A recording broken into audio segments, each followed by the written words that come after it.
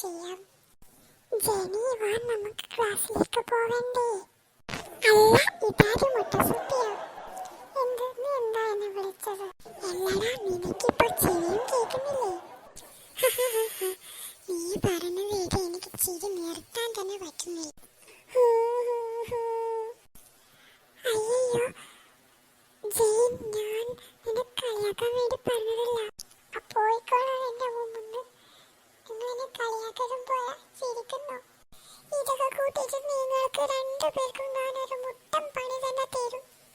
അയ്യോ, പണി കിട്ടിയോ? ജെയിൻ, നീ അങ്ങനൊന്നും ചെയ്യരുത്. അനങ്ങി പോകരുത്. എന്നെ കളിയാക്കുമ്പോഴേ ചിരിക്കുന്നു, എന്നിട്ട് ഒന്നും ചെയ്യരുത് എന്നാണ് പറയുന്നത്. ജെയിൻ, ഇതൊക്കെ തമാശയാക്കിയിട്ട് എടുക്കും. ജെയിൻ, അവൾ പറഞ്ഞ പോലെ തന്നെ ഇതൊക്കെ ചെറിയ തമാശയല്ലേ? അത് നിങ്ങൾക്ക് നല്ല തമാശയായിരിക്കും, പക്ഷേ കേൾക്കുന്ന ആൾക്ക് തമാശയല്ല. Okay, sorry. കോളേജ് തുറന്ന ഒന്നാമത്തെ ദിവസമല്ലേ, ആരും മടിയൊന്നും ചെയ്യല്ല പ്ലീസ്. പോകുന്നു. പാവം ജെയിൻ, അവൻ പോയി. എന്നാൽ നമുക്ക് വീട്ടിലേക്ക് പോകാം. അവനെന്തായാലും ക്യാൻറ്റീനിന്ന് ഫുഡ് അടിച്ചിട്ടേ വരുള്ളൂ. അത് നമുക്ക് അച്ഛനോട് പറയാം. ഓക്കെ, വാ പോകാം. അങ്ങനെ വീട്ടിലെത്തി. എന്തൊരു ക്ഷീണമാ. അതെ, നല്ല ക്ഷീണമുണ്ട്. അല്ല, ഇതാര്? റൂബിയും ജെനിയോ സ്കൂള് വിട്ട് വന്നോ? അല്ല, ജെയിൻ എവിടെ? ജെയിൻ വന്നില്ലേ നിങ്ങളെ കൂടെ?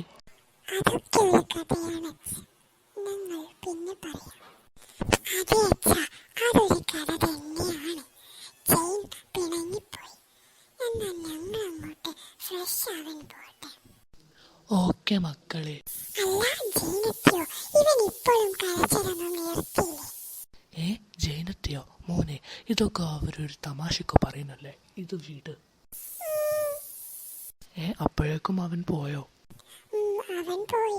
ഇനി അച്ഛൻ അവനെ നോക്കണ്ട. അതെന്താ നീ അങ്ങനെ പറഞ്ഞത്? ഒന്നുമില്ല, ബൈ.